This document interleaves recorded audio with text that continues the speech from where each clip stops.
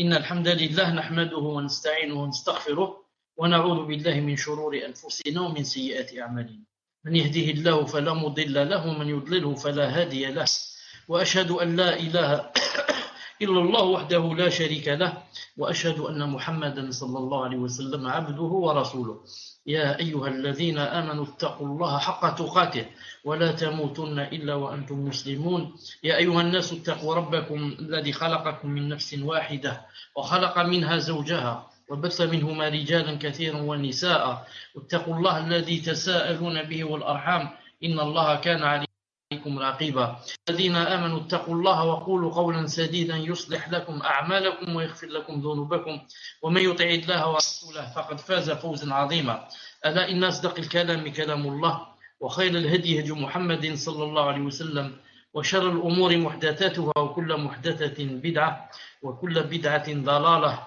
وكل ضلالة في النار حياكم الله جميعا. En cette soirée du lundi 18 Jumada al-Oula, correspondant au 9 mars 2015 bi'idhnillah subhanahu wa ta'ala. Donc avec le 15e cours, le mal et le remède d'Ibn Qayyim ala rahmatullah. Avant cela, Abdelaziz ibn Adam, écrit numéro 1 si tu m'entends. Alhamdulillah. Est-ce que le son est audible?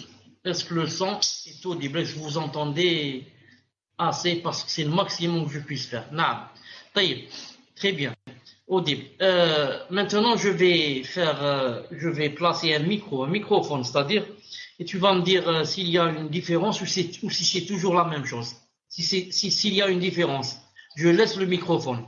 Si c'est toujours la même chose, il vaut mieux enlever le microphone puisque je peux m'en passer. Taïb, une seconde.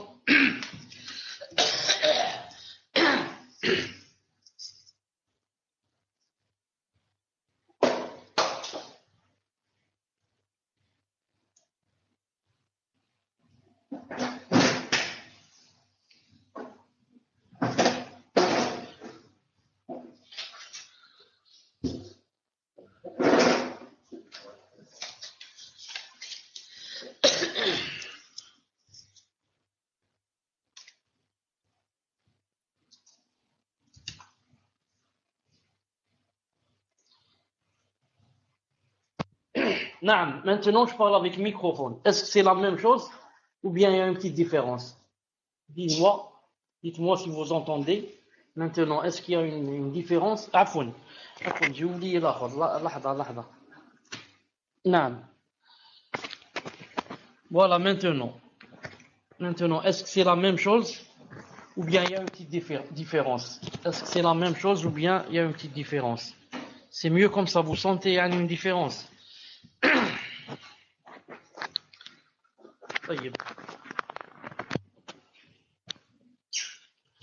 Alors on va laisser le micro comme ça. On va le laisser le micro bi'idhnillah ta'ala.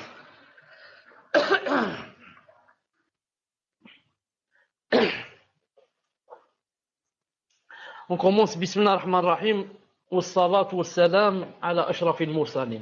Bismillah ar-Rahman ar-Rahim wassalatu wassalam ala ashrafil mursalin. Les conséquences immondes des péchés. Les conséquences immondes des péchés. Les péchés ont des conséquences immondes, blâmables, néfastes au cœur et au corps, ici-bas et dans l'au-delà, que seul Allah Azza wa Jal connaît. Parmi ces conséquences, il y a, premièrement, la privation de la science.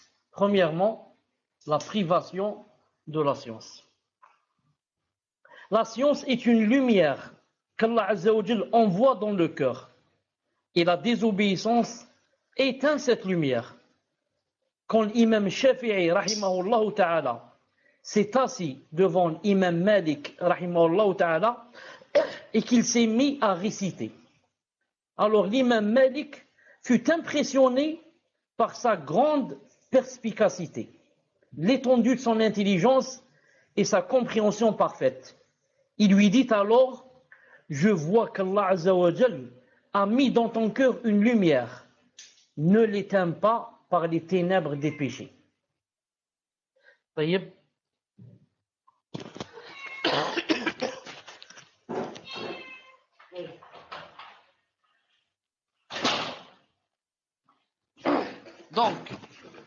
Donc, l'imam Malik, rahimahullah ta'ala, a dit, l'imam Shafi'i, rahimahullah ta'ala, il lui a dit, je vois qu'Allah Azza wa Jal a mis dans ton cœur une lumière.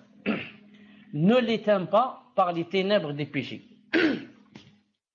Vous savez que ce qui vient d'Allah subhanahu wa ta'ala, la science religieuse, c'est une lumière. Et cette lumière, elle s'éteint par quoi? Elle s'éteint par les péchés. Contrairement aux autres sciences, par exemple la physique, les mathématiques, la géographie, tout ceci, c'est bien de les connaître, mais ce n'est pas une lumière.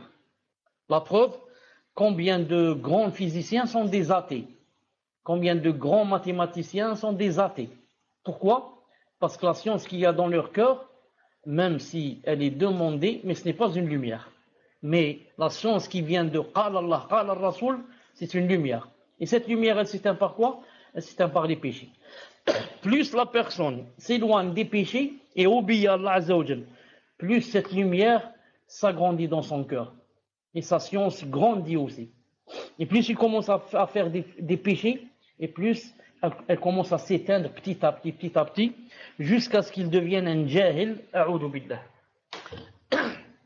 L'imam Shafi'i, rahimahullah, a dit, je me suis plaint à Waki', c'est son professeur, je me suis plaint à Waki' de la faiblesse de ma mémoire. Aussi, il m'a recommandé de délaisser les péchés. Il m'a dit, sache que la science est une lumière, et la lumière d'Allah n'est pas donnée à qui commet des péchés. Donc, Imam Shafi'i rahimahullah dit, je me suis plaint à Waki' de la faiblesse de ma mémoire. Aussi, il m'a commandé de délaisser les péchés. Il m'a dit, sache que la science est une lumière, et la lumière d'Allah n'est pas donnée à qui commet des péchés. Deuxièmement, la privation des richesses. La privation des richesses. Ce que donne aussi les conséquences des péchés, c'est quoi? C'est la privation des richesses. Comme il est rapporté, l'homme est privé de richesse en raison d'un péché qu'il commet. Comme ça, il est rapporté par certains salafs, même si ce n'est pas un hadith authentique, c'est un hadith faible. De la même façon que la crainte d'Allah Azza wa Jal amène ses richesses, délaisser cette crainte et désobéir à Allah amène la pauvreté. Il n'y a pas meilleur pour obtenir les bienfaits d'Allah que de renoncer au péché. Je répète, de la même façon que la crainte d'Allah Azza wa Jal amène les richesses d'Allah subhanahu wa ta'ala, délaisser cette crainte, c'est-à-dire désobéir à Allah subhanahu wa ta'ala, amène la pauvreté. Et il n'y a pas meilleur pour obtenir les bienfaits d'Allah que de renoncer au péché. Donc il a dit ici que la crainte d'Allah amène les richesses. Donc l'obéissance amène les richesses. Et la désobéissance, donc elle aussi, amène donc la pauvreté. Quel est par exemple le dalil que l'obéissance à Allah subhanahu wa ta'ala amène la richesse? Non. Regardez, je vais vous chercher un verset ici, j'ai pas eu le temps de préparer tout ça sur le programme. Une seconde, je vais vous chercher un verset. Allah subhanahu wa ta'ala dit فَقُلْتُ اسْتَغْفِرُوا رَبَّكُمْ إِنَّهُ كَانَ غَفَّارًا. Une seconde. إِنَّهُ كَانَ غَفَّارًا. إِنَّهُ كَانَ غَفَّارًا. كان غفارا كان غفارا. طيب. Maintenant, regardez ce verset, ce que dit Allah subhanahu wa ta'ala.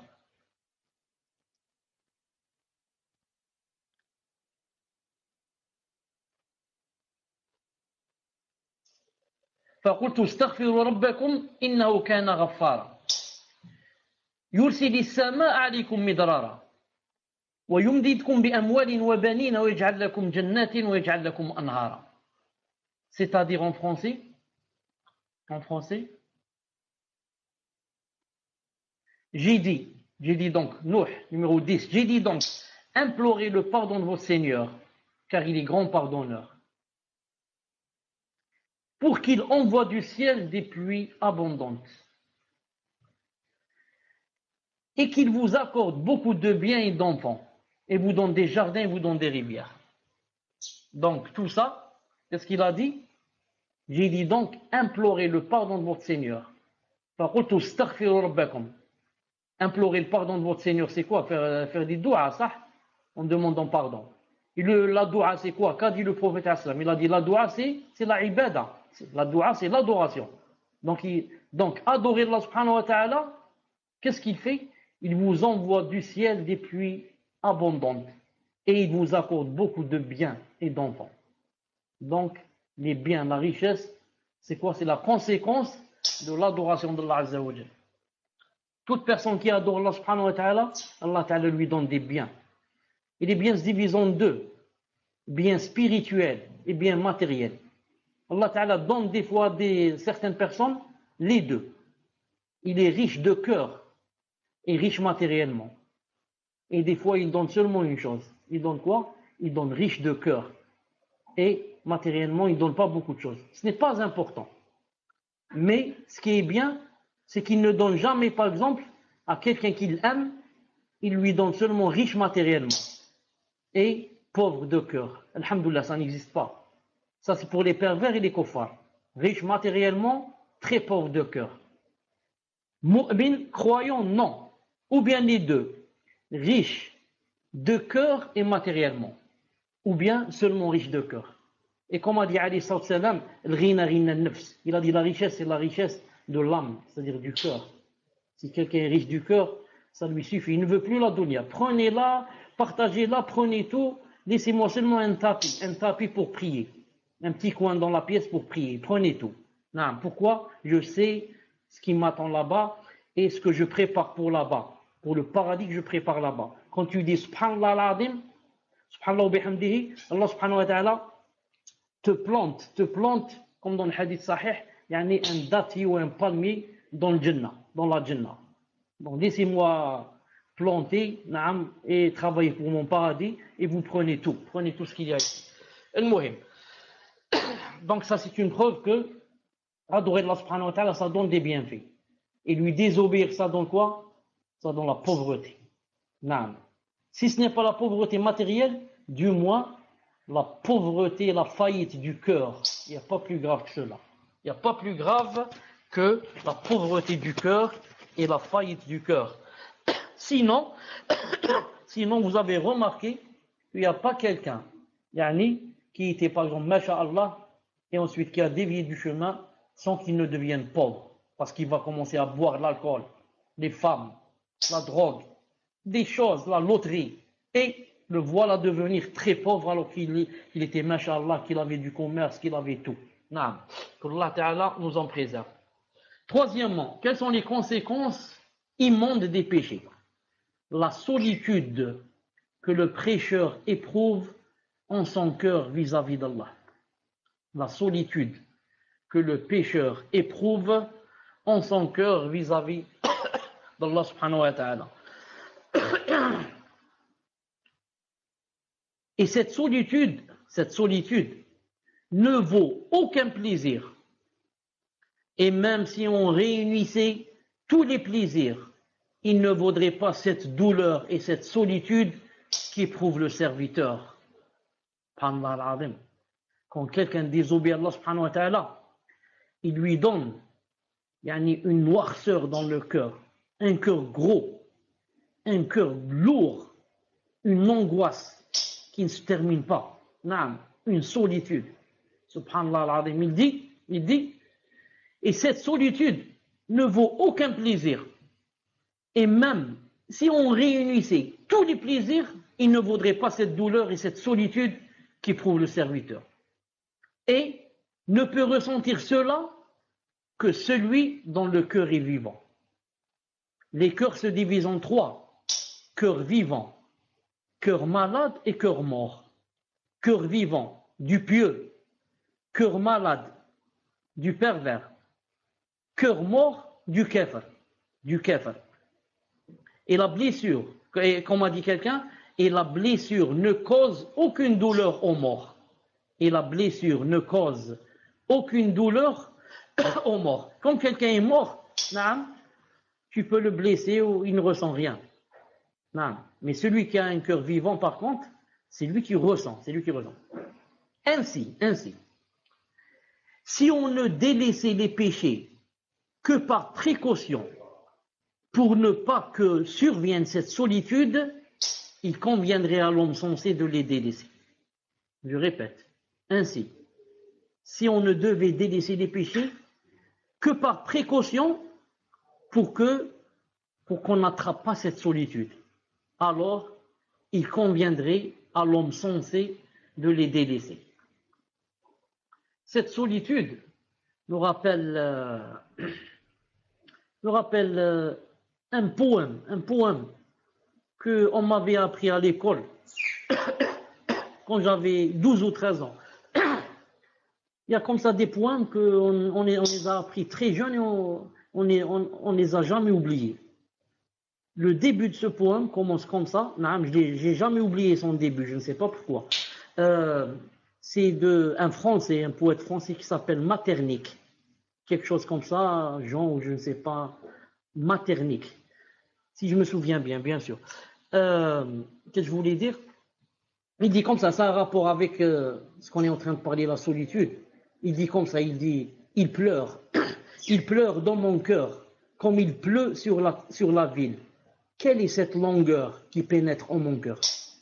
Donc, qu'est-ce qu'il dit? Il dit, il pleure dans mon cœur, comme il pleut sur la ville. Je me suis dit, qu'est-ce qu'il est en train de ressentir? Subhanallah al-Azim. Il pleure dans son cœur. Il sent, vraiment une solitude peut-être incomparable. Je me dis, alors il dit, il pleure dans mon cœur, comme il pleut sur la ville. Ensuite, il dit, quelle est cette longueur avec L-A-N-G. Quelle est cette longueur, cette solitude, cette tristesse qui pénètre en mon cœur? Et c'est comme ça. Tous ceux qui sont loin d'Allah subhanahu wa ta'ala ont cette tristesse et cette longueur dans le cœur, du style être des milliardaires. Un homme s'est plaint à un sage de cette solitude qu'il éprouvait.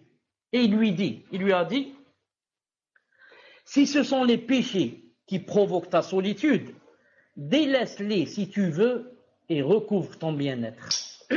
Si ce sont les péchés qui provoquent ta solitude, délaisse-les si tu veux et recouvre ton bien-être, puisque tu reconnais que ce sont les péchés qui te donnent cette solitude. Alors délaisse-les et tu vas bi'idhnillahi ta'ala recouvrer ton bien-être. Tu vas avoir ton bien-être bi'idhnillahi subhanahu wa ta'ala. On me dit que c'est Paul Verlaine qui a dit ça. Allahu a'lam. Allah, il faut vérifier. Moi je pense que c'est un autre. Vérifie. Si vous êtes sur Maurice Metternich, c'est un Belge. Wallahu a'lam. طيب. Alors si c'est Paul Verlaine, donc Metternich a dit un autre poème, un deuxième que j'ai appris comme ça quand j'étais très jeune à l'école, quand j'avais 12 ou 13 ans, et qui dit comme ça, c'est un dialogue qui se passe entre une maîtresse, une femme, c'est-à-dire, et son domestique, une femme aussi. Elle a une domestique. Son mari est parti, il n'est plus revenu. Et maintenant, elle va mourir. Donc, il y a un dialogue entre elle et son domestique. Alors, c'est la domestique, si on peut dire, c'est une femme. Donc, c'est le domestique qui dit à la maîtresse. Elle lui dit, et s'il revenait un jour, que faut-il lui dire? Elle répondit, dites-lui qu'on l'attendit jusqu'à son mourir. Et ensuite, elle commence à lui poser la question. Et s'il demande pourquoi la porte est ouverte, dis-lui ceci, dis-lui cela. Celui-là, donc, c'est celui de Metternich. C'est moi qui ai confondu.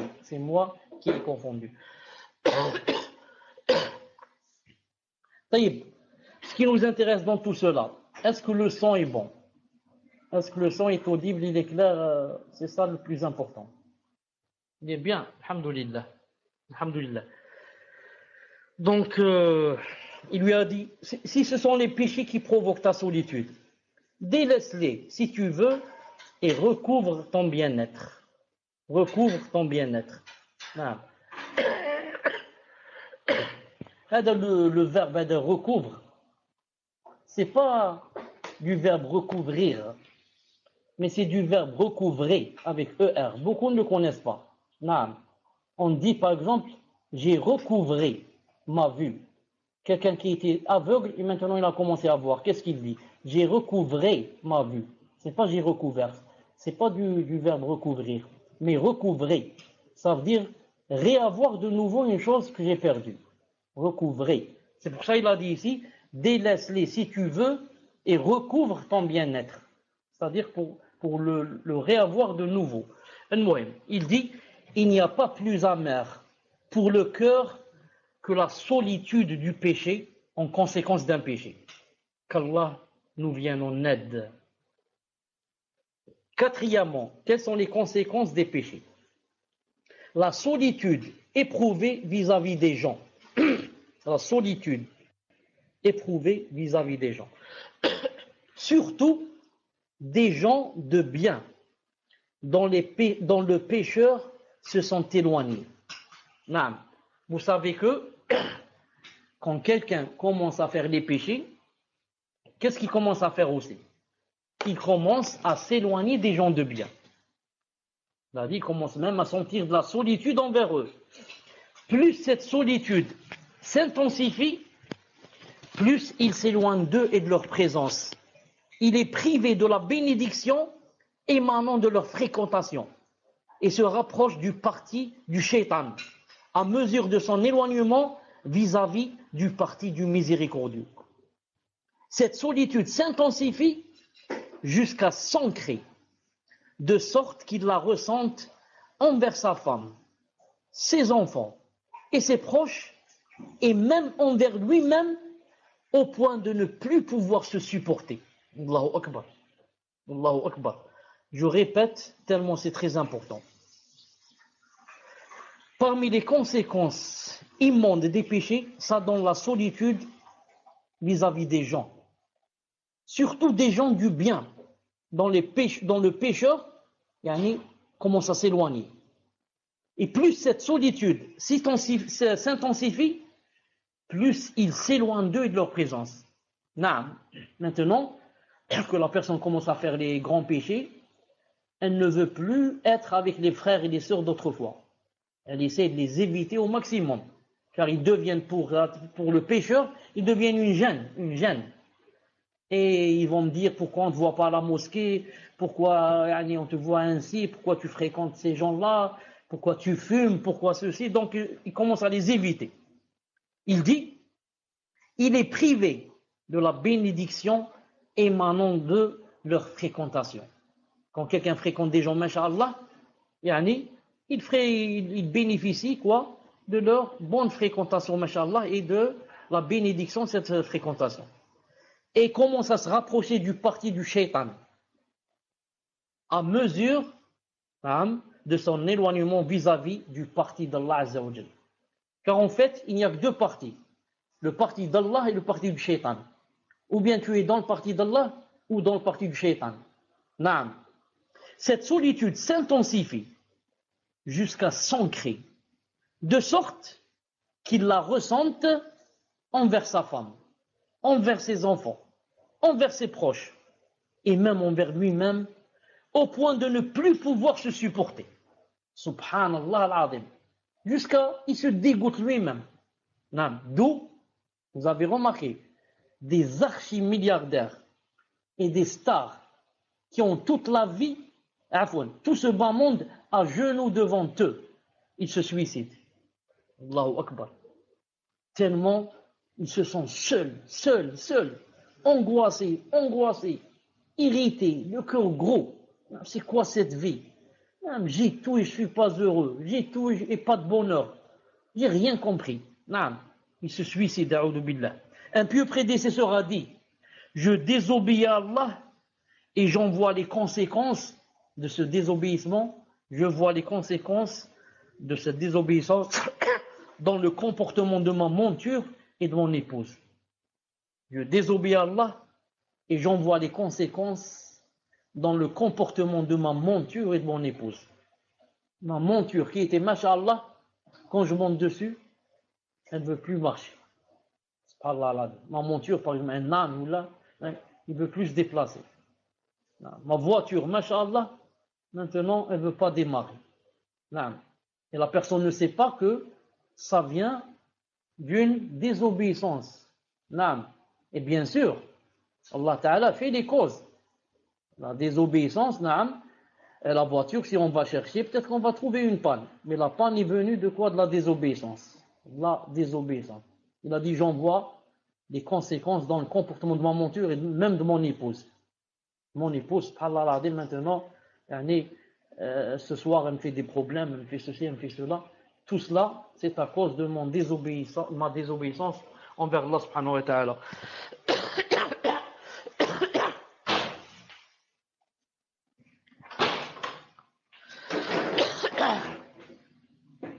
Cinquièmement, qu'est-ce que ça donne aussi? Ça donne, les péchés, ça donne les difficultés dans toutes ces entreprises.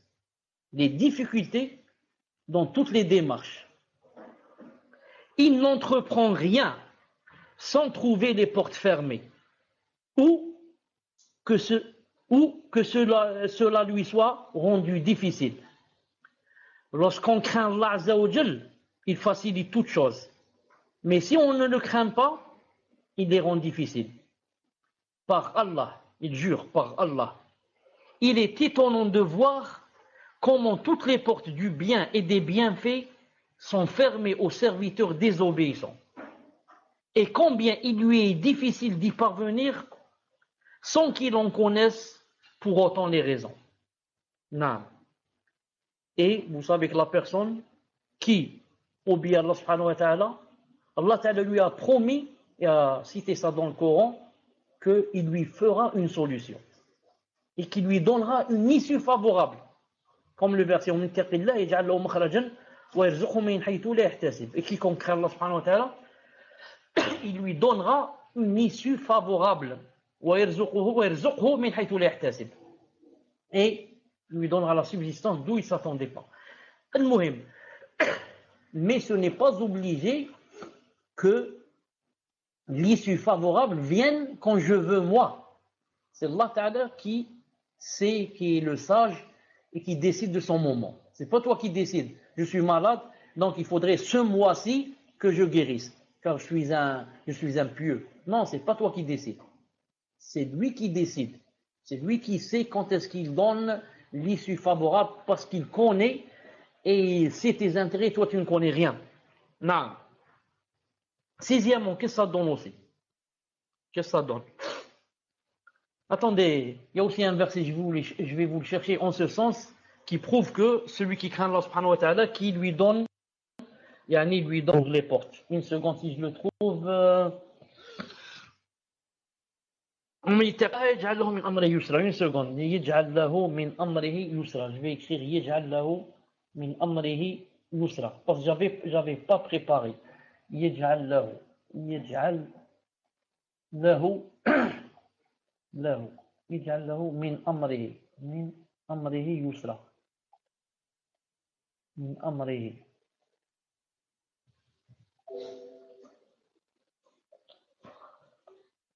Donc regardez ce verset. Si vous avez des doutes à propos de la période d'attente de vos femmes qui n'espèrent plus avoir de règles, leur délai de 3 mois. De même pour ceux qui n'ont pas encore les règles. Et quant à celles qui sont enceintes, leur période d'attente se terminera à leur accouchement. Le témoin du cours, quiconque craint Allah, cependant, il lui facilite les choses. Quiconque craint Allah, subhanahu wa ta'ala, qu'est-ce qu'il lui fait? Il lui facilite les choses. Surtout dans les choses de mariage et divorce. D'ailleurs, le verset lui-même est cité à ce propos. Parle de période de viduité, etc. Sixièmement, qu'est-ce que ça donne aussi? Qu'est-ce que ça donne aussi? Les conséquences des péchés. les ténèbres qu'il ressent réellement dans son cœur. Les ténèbres qu'il ressent réellement dans son cœur. Ibn al-Qayyim rahimahullah ta'ala dit, les ténèbres qu'il ressent réellement dans son cœur et qu'il perçoit comme une nuit obscure. Les ténèbres des péchés recouvrent son cœur comme l'obscurité recouvre sa vue. L'obéissance à Allah est lumière et la désobéissance ténèbres. Et plus ces ténèbres s'épaissent, plus le désarroi du serviteur augmente jusqu'à tomber dans les innovations, les égarements et les actes menant à la perdition sans qu'il ne s'en rende compte. Il est comme l'aveugle qui sort seul dans la nuit noire sans personne pour le guider. Ces ténèbres s'intensifient jusqu'à apparaître dans le regard, puis sur tout le visage, et devenir une noirceur que tout le monde peut voir. Ibn Abbas radiyallahu ta'ala anhu a dit, la bonne action est lueur sur le visage, lumière dans le cœur, élargissement des richesses, force du corps et amour dans le cœur des hommes. La mauvaise action est noirceur sur le visage, ténèbres dans le cœur, faiblesse du corps, diminution du rizq et haine dans le cœur des hommes.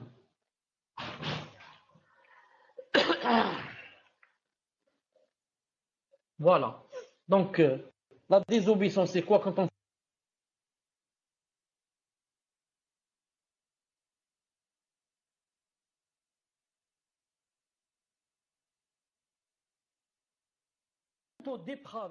au dépravé.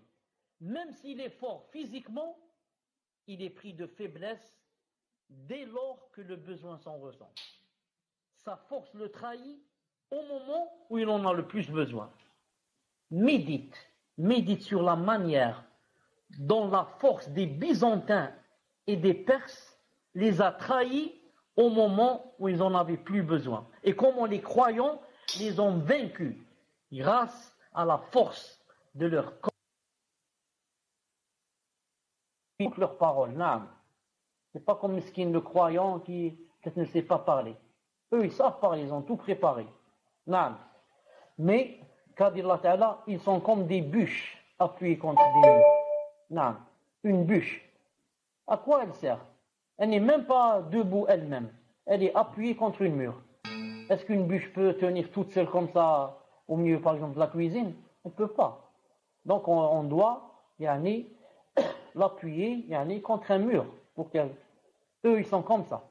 Ils ne peuvent même pas tenir debout tout seuls. Non. Et ce qui le court ici, c'est quoi le témoin? Le témoin, quand tu les vois, non, leur corps te plaise et t'émerveille. C'est ça l'hypocrite. Donc il a un corps, fort. Mais son cœur, c'est quoi? Dans son cœur, il y a la toile d'araignée. Il y a une toile d'araignée. Et le croyant, comment qu'il est? Tu le trouves la plupart du temps faible de corps. Pourquoi? Il passe la nuit à prier. Beaucoup, ils jeûnent beaucoup. Ils ne donnent pas beaucoup d'importance au manger. Non. Alors tu le trouves la plupart du temps avec un corps faible. Mais comment qu'est son cœur? Son cœur est, masha'Allah, un cœur très fort. Comme ça, tu le trouves très faible physiquement. Et s'il y a, je ne sais pas, la guerre sainte, il part. Alors qu'il est très faible. Tu es faible, tu es malade. Il te dit non, pour Allah Ta'ala, je ne reviens pas à ma charia. Un corps très faible et il veut faire le bien, il veut donner de l'argent, faire l'aumône, faire ça. Subhanallah al-Azim.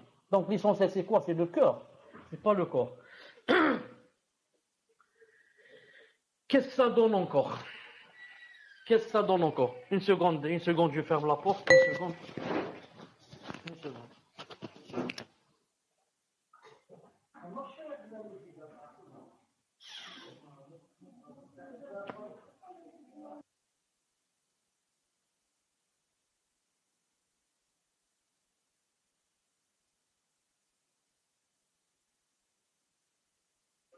Salam alaikum. Et maintenant, est-ce que vous m'entendez? Alhamdoulilah. Huitièmement, la privation de l'obéissance à Allah. La privation de l'obéissance à Allah Azza wa Jal. S'il n'y avait comme conséquence au péché que le fait qu'il empêche l'obéissance à Allah, ce serait suffisant. Le péché est un obstacle sur le chemin de l'obéissance. Il obstrue son chemin une première fois, puis une deuxième, puis une troisième, et ainsi de suite. Ainsi, le péché empêche d'accomplir beaucoup d'actes d'obéissance, alors qu'un seul acte d'obéissance est meilleur que ce bas monde et tout ce qu'il contient. Quand il a dit comme ça, il a dit, alors qu'un seul acte d'obéissance est meilleur que ce bas monde et tout ce qu'il contient. Rappelez-vous le hadith du prophète sallallahu alayhi wa sallam, Rak'at al-Fajri, khayrun min ad-dunya wa ma fiha, où il dit que les deux unités de Salat al-Fajr qu'on fait au matin avant Salat al-Subh, il a dit c'est mieux que quoi? Que tout ce bas monde et ce qu'il contient. Non. Donc c'est comme il dit ici, un seul acte d'obéissance, c'est meilleur que ce bas monde et ce qu'il contient. Le pécheur est semblable à celui qui a mangé un aliment provoquant chez lui une longue maladie, l'empêchant de manger nombre de mets et de plats bien meilleurs que celui qui l'a rendu malade. Qu'Allah Azza wa Jal nous vienne en aide. Qu'Allah Azza wa Jal nous vienne en aide.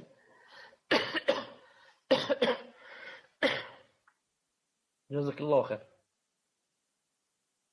Donc le hadith est rapporté par Muslim. Naam. Taïb. Autre chose. Donc vous avez remarqué ici, il a dit que l'obéissance, le péché, c'est un obstacle sur le chemin de l'obéissance. Naam. Il a dit, il obstrue le chemin une première fois, ensuite une deuxième fois, ensuite une troisième fois, et ainsi de suite. Quand on commence un péché, c'est difficile de l'arrêter. Un premier, un deuxième, un troisième, un quatrième. On va voir ça dans un chapitre qui va venir dans la page suivante, Inch'Allah Ta'ala. Neuvièmement, les péchés écourtent l'existence et anéantissent inévitablement la bénédiction. Neuvièmement, les péchés, qu'est-ce qu'ils font? Ils écourtent l'existence et anéantissent inévitablement la bénédiction. Ainsi, tout comme la bonté prolonge l'existence, la dépravation l'écourte. Tout comme la bonté prolonge l'existence, la dépravation et la perversité et la désobéissance l'écourtent. Les gens ont divergé à ce sujet. Un premier groupe a été d'avis que l'écourtement de l'existence de l'homme désignait la disparition et l'anéantissement de la bénédiction de son existence. C'est là une vérité et c'est une conséquence des péchés. C'est-à-dire que ça enlève la bénédiction, ça c'est clair. La désobéissance enlève la bénédiction, ça c'est clair. Un autre groupe a été d'avis que cet écourtement était réel. Un autre groupe a dit que ça n'enlève pas seulement la bénédiction, mais ça écourte la vie. C'est-à-dire que celui qui allait vivre 70 ans, il va vivre 65. Celui qui va vivre 65, va vivre 60. Et comme ça. Ils ont dit ça écourte vraiment de la même manière que les richesses sont restreintes. Ainsi, Allah Ta'ala a établi plusieurs moyens d'obtenir la bénédiction des richesses qui les développent et les augmentent. Et de même, il existe des moyens d'obtenir la bénédiction dans l'existence. Et de même, il existe des moyens d'obtenir la bénédiction dans l'existence qui l'augmente et la prolonge. Ils ont argumenté en disant que rien n'interdit que les causes prolongent l'existence, de même que d'autres l'écourtent. Les richesses et l'existence, le bonheur et le malheur, la santé et la maladie, la richesse et l'existence, la richesse et la pauvreté, même s'ils sont prédestinés par le Seigneur Azza wa Jal, il prédestine ce qu'il veut en fonction des causes dont il a établi qu'elles entraînent des conséquences et implications.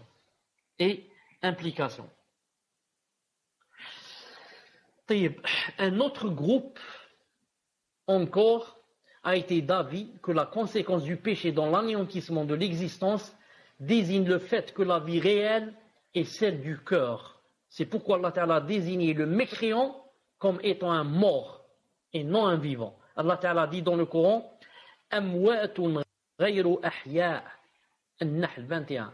Ils sont morts et non pas vivants. En parlant de qui? En parlant des kuffars. Allah Ta'ala dit ils sont morts et non pas vivants. Et pourtant les kuffars ne sont pas morts. Mais il veut dire ils n'ont pas une vie qui leur a permis ou qui leur permet de me connaître, de connaître Allah Azza wa Jal et de vivre pour lui. Or une personne qui n'a pas connu Allah Ta'ala, c'est une personne morte. Elle vit pour manger, boire et dormir et assouvir ses plaisirs. Donc c'est quoi cette vie? C'est une vie, ça c'est une vraie vie, c'est pas la vraie vie. Donc celui-là, c'est une personne morte. Il n'y a pas de différence entre lui et le mort.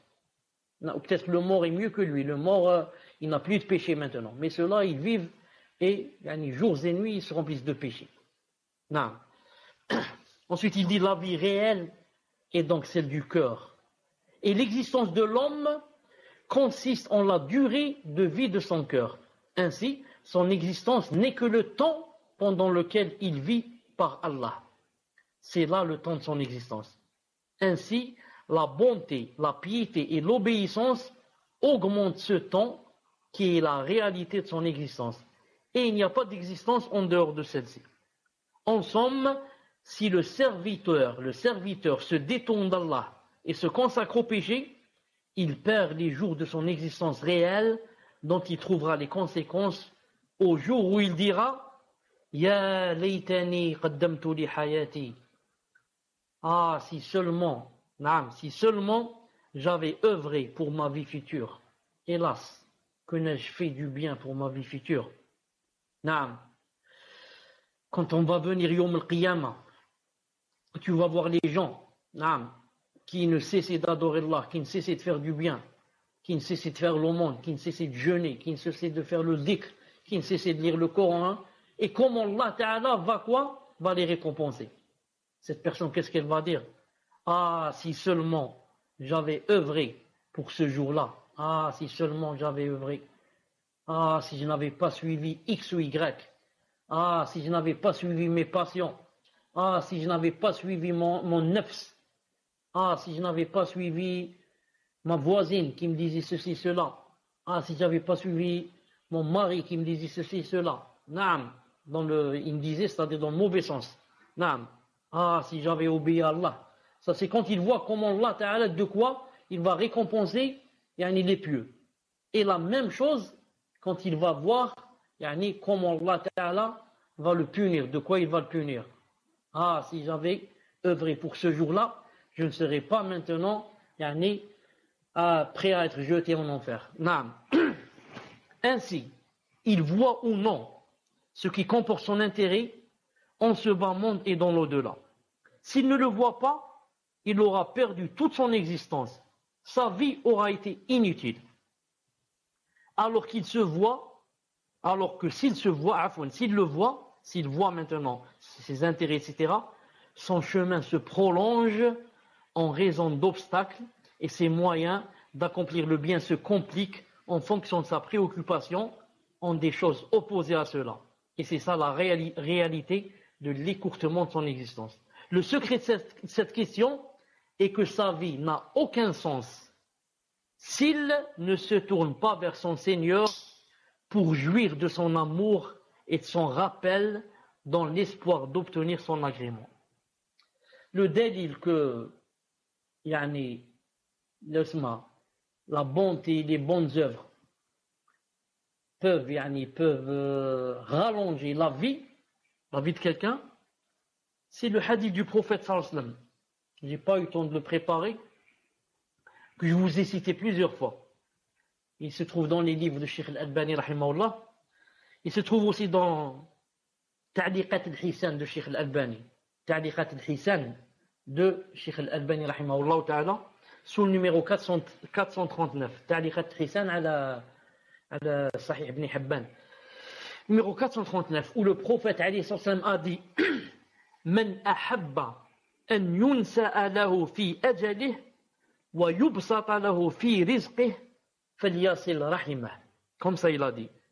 Quiconque veut ou bien voudrait qu'on lui rallonge dans sa vie et qu'on lui étende dans son risque, qu'on lui agrandisse son risque et sa subsistance, il a dit, qu'est-ce qu'il fait?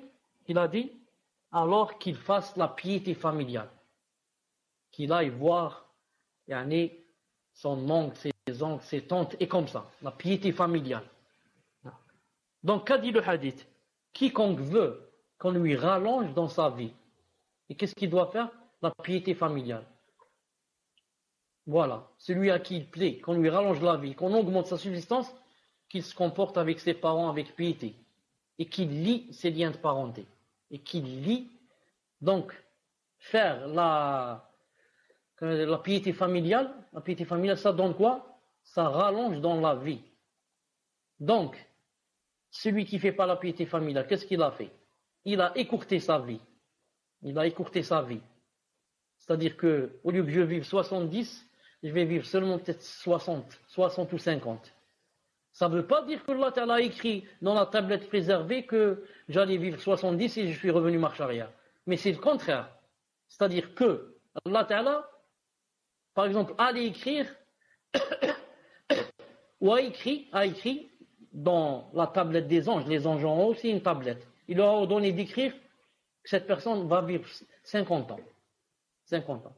Ensuite, Allah Ta'ala a su de toi que tu allais faire la bonté, la piété familiale et les bonnes œuvres. Il a écrit dans la table préservée 70 au lieu de 50. Non. Même les anges, ils s'étonnent.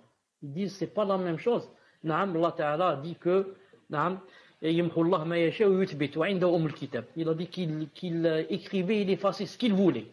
Pas de la tablette préservée, mais de ce qu'il y a, la tablette des anges. Mais par contre, ce qu'il y a dans la tablette préservée ne change jamais. Donc, Allah Ta'ala a su que j'allais faire la piété familiale, il a ajouté. Il a dit, celui-là, je lui donne 60 ans au lieu de 50, par exemple. Et l'autre, je le laisse, j'ai dit, il vit 50, il reste 50. Donc, en fin de compte, qu'est-ce qu'il a fait? Cette personne a été la cause d'écourter sa vie. Au lieu de vivre 60-70, elle n'a pas su. Elle n'a rien fait de bon qui rallonge sa vie. Et elle est restée à 50 ans. Donc, elle a écourté sa vie. Et 50 ans, c'est beaucoup, bien sûr. Il y en a qui vivent 20 ans, 25, et comme ça. Taïeb. 15e, un péché appelle un autre.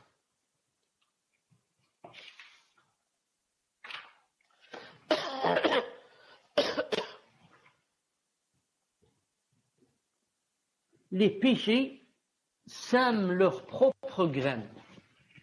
Les péchés, qu'est-ce qu'ils font? Ils sèment leurs propres graines. C'est un chauffeur dans le micro, je ne le vois pas, je ne le trouve pas. Une seconde. لحظة.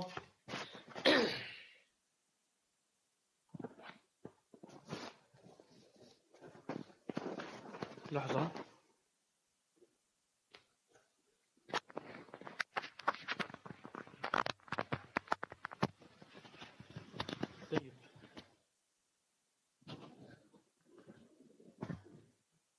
Les péchés sèment leurs propres graines.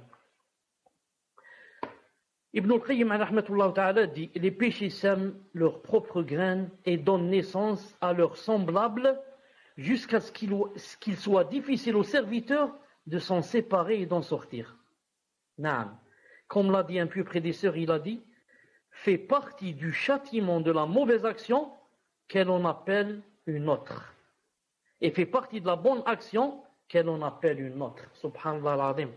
Fait partie du châtiment de la mauvaise action qu'elle en appelle une autre. Quand quelqu'un fait une mauvaise action, s'il ne fait pas le repentir et regrette, qu'est-ce qui va se passer? Il va être châtié de façon à ce que ce péché qu'il vient de faire va appeler un autre péché. Et ensuite, il va faire un deuxième péché. Il n'y a pas de repentir. Ce deuxième péché va appeler un troisième. Et comme ça. et fait partie de la récompense de la bonne action. Quand tu fais une bonne action, Allah Ta'ala va te récompenser. Qu'est-ce qu'il fait? Il fait de sorte que cette bonne action va en appeler une autre. Naam. Tu as fait une aumône, maintenant cette aumône va te pousser à faire 2 rak'at par exemple à la maison en plus. En faisant ces 2 rak'at, ça va te pousser par exemple à faire le dhikr, alors que tu n'allais pas faire le dhikr. Tu allais dire, ce soir je suis fatigué, j'en fais pas. Mais pour avoir fait l'aumône, elle t'a poussé à faire le dhikr. En faisant le dhikr, ça va te pousser à autre chose. Et comme ça. Non. Il dit, le serviteur accomplit une bonne action. Écoutez bien, lorsque le serviteur accomplit une bonne action, une autre action à ses côtés dit, accomplis-moi également. Lorsque le serviteur accomplit une bonne action, une autre action à ses côtés dit, accomplis-moi également. S'il le fait, une troisième le demande, et ainsi de suite.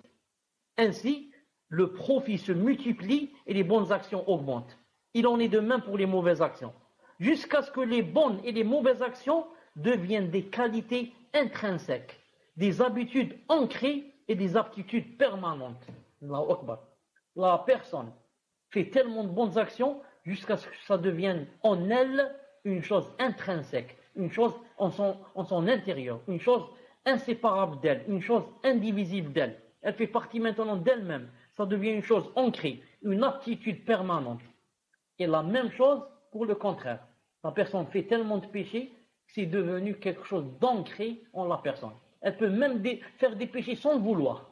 Tellement c'est devenu ancré. Je connaissais quelqu'un qui, dans chaque phrase où il parle à peu près, toutes les 2-3 minutes, il insulte Allah subhanahu wa ta'ala. Quand tu lui dis pourquoi, tu dis Wallah l'azim que je ne fais pas exprès. Wallah l'azim que ça sort tout seul de ma bouche. Ça c'est quelqu'un que j'ai connu et qui est mort, rahimahullah ta'ala. Naam, il est mort, rahimahullah ta'ala. Toutes les 2-3 minutes, il insulte Allah subhanahu wa ta'ala. Subhanallah l'azim. Quand je lui dis pourquoi, est-ce que, comment ça, c'est du corps, tu vas mourir. Il dit Wallah l'azim que je ne fais pas exprès. Je fais tout mon possible pour m'en éloigner, je ne peux pas. Donc c'est devenu quoi? Quelque chose d'ancré, d'inséparable. Place. Et la même chose pour celui qui fait le bien. Il dit ici, ainsi, lorsque l'homme bienfaisant tarde à accomplir des actes d'obéissance, lorsqu'une personne qui est bienfaisante, qui a l'habitude de faire toujours des bonnes choses, tarde à accomplir des actes d'obéissance, son âme est pleine de gêne. La terre, malgré son étendue, lui semble étroite. Il se sent comme un poisson hors de l'eau, et ce, jusqu'à ce qu'il revienne à l'obéissance, et qu'ainsi son âme s'apaise et se réjouisse.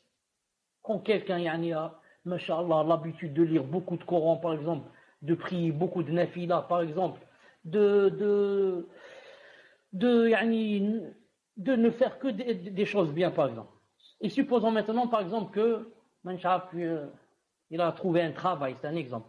Et dans le travail, il est occupé des fichiers, des dossiers, ceci, cela. Non, comment il va se sentir? Il va se sentir comme un poisson hors de l'eau. Non, il ne cesse de regarder l'heure. Quand est-ce que c'est la fin du travail? Quand est-ce, pourquoi? Pour sortir et faire ce qui est ancré en lui. Maintenant, il est pressé de faire le dhikr, de faire nafila, d'aller lire le Coran, d'aller ceci. Pourquoi? Ce sont des choses, comme j'ai dit tout à l'heure, maintenant, qui sont ancrées en lui, et il ne peut s'en passer, Quand il est obligé de s'en détourner, comme pour un travail ou là, quelque chose ou là, il se sent comme un poisson hors de l'eau. Aussi, lorsque le criminel laisse la transgression et se tourne vers l'obéissance, son âme est pleine de gêne. Sa poitrine se serre, ses habitudes l'épuisent afin qu'il recommence. Au point que beaucoup de pervers commettent des péchés sans y prendre aucun plaisir et sans besoin. C'est, comme j'ai dit tout à l'heure, de la personne dont j'ai parlé. Insulte Allah subhanahu wa ta'ala sans aucun plaisir, sans même vouloir le faire.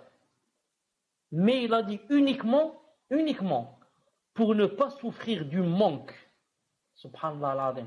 C'est devenu en eux quelque chose d'ancré. Donc il doit désobéir même s'il ne le veut pas. Subhanallah al-Azim. C'est un manque qu'il doit quoi? Qu'il doit remplir. Naam. Comme l'a expliqué Hassan ibn Hani l'a dit, un verre que j'ai bu par plaisir et un autre par lequel je me soigne. Voilà, un verre de vin, d'alcool que j'ai bu par plaisir. Ça a commencé comme ça. Comment ça s'est terminé? Et un autre par lequel maintenant je me soigne. Je me soigne. Non, je ne peux pas m'arrêter. Là. Et un autre a dit, je pensais qu'elle était mon remède, alors qu'elle était la source de mon mal, comme celui qui boit pour boire. Je pensais qu'elle était mon remède. C'est comme par exemple quelqu'un qui a de l'angoisse, qui a le cœur serré, qui a le cœur gros, il va chercher miskin des nasiha, il va tomber sur un drogué. Il lui dit, écoute, tu veux sortir de ce problème, tu veux apaiser ton cœur, je connais la solution. Viens, va te faire piquer par l'héroïne. Va fumer de la drogue, ou va te piquer. Tu vas voir que ça va partir vite. Il croit que c'est ça la solution. Miskin. Je pensais qu'elle était mon remède, alors qu'elle était la source de mon mal. Comme celui qui boit pour boire. Maintenant, je ne peux plus m'arrêter de me piquer. Je ne peux plus. Et si au moins je sentais un plaisir, aucun plaisir maintenant. Je me pique pour me piquer, je ne peux plus arrêter. Je bois pour boire.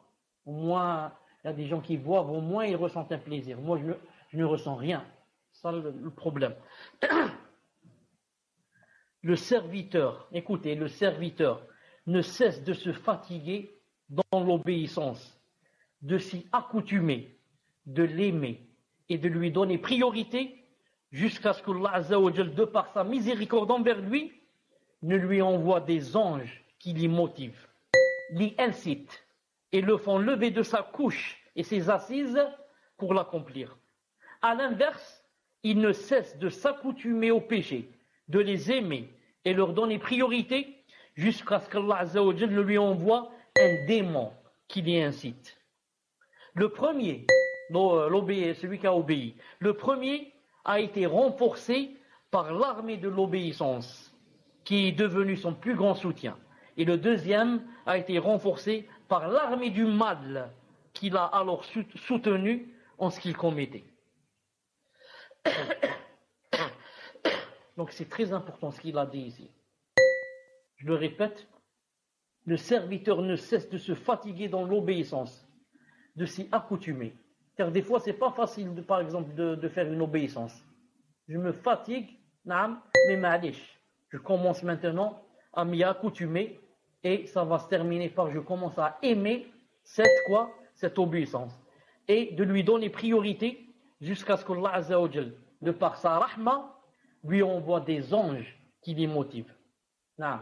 Maintenant, il y a une armée qui t'aide, bi'idhnillahi ta'ala. Les incite et ils font lever de sa couche et de ses assises pour l'accomplir. À l'inverse, il ne cesse de s'accoutumer au péché, de les aimer et leur donner priorité jusqu'à ce qu'Allah Azza wa Jal lui envoie un démon qui les incite. Il l'incite à faire le mal. Le premier a été renforcé par l'armée de l'obéissance qui est devenue son plus grand soutien, et le deuxième a été renforcé par l'armée du mal qu'il a alors soutenu en ce qu'il commettait. Quand il a dit, le deuxième, il lui envoie un démon qui l'y incite. Un démon qui l'y incite.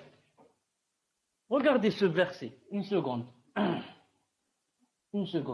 ومن يعرض عن ذكر الرحمن نقيد له شيطانا فهو له قرين. Une seconde. نقيد له. J'écris نقيد له. Peut-être ça va donner le verset, Inch'Allah, directement. نقيد له شيطانا. نقيد.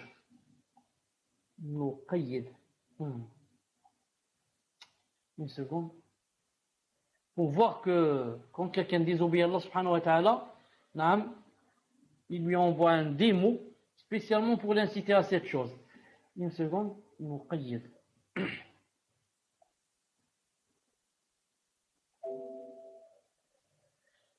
Chauffe le verset هذا.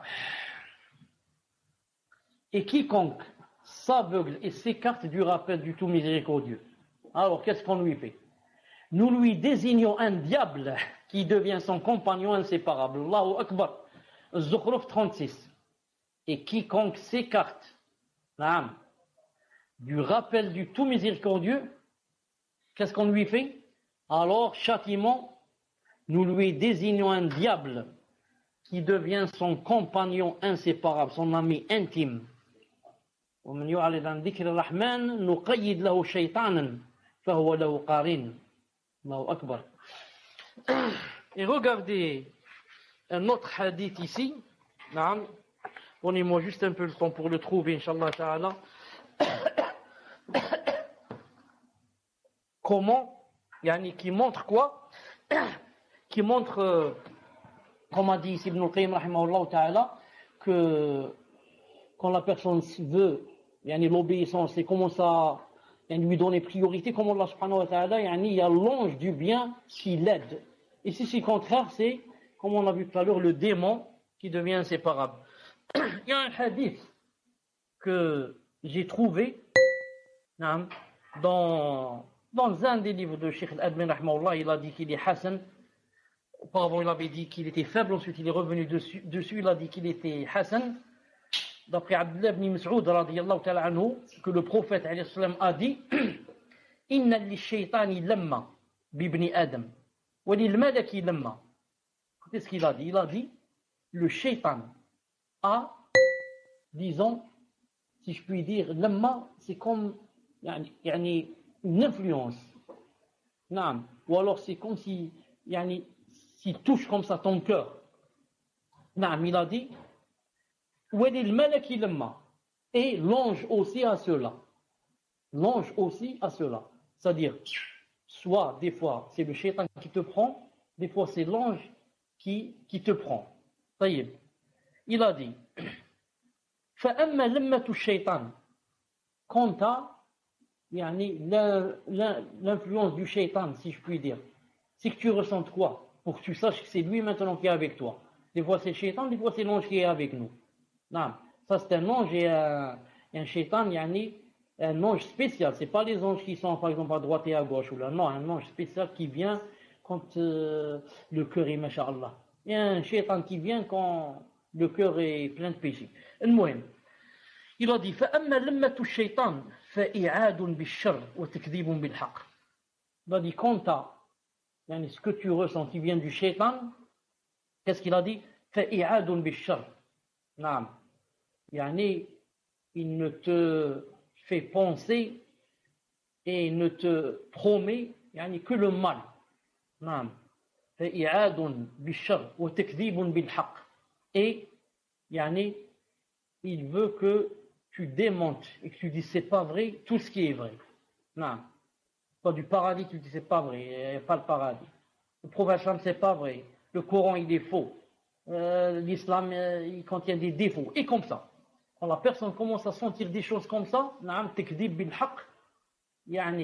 vérité, il veut que tu la renies, tu dis il n'y a pas, ça veut dire que c'est le shaitan qui est ce jour-là avec toi. Il a dit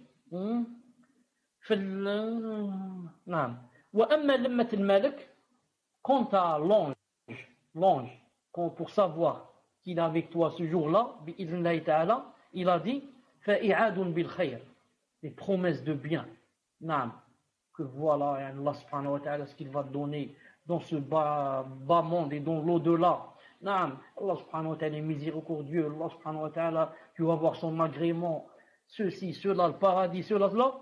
إعاد بالحق, إعاد بالخير عفوا, وتصديق بالحق. Et quand tu lis quelque chose, tu entends quelque chose, sur le haqq, et sur le Coran, sur l'islam, sur le prophète islam, sur paradis, toujours alhamdoulilah, tu y crois. Et il te donne la véracité. Alhamdoulilah, tu n'as pas de doute. Je te dis ceci, cela, tu dis alhamdoulilah, alhamdoulilah, na'am. J'ai quelque chose qui m'aide à croire vite, et j'ai la véracité, subhanallah al-azim.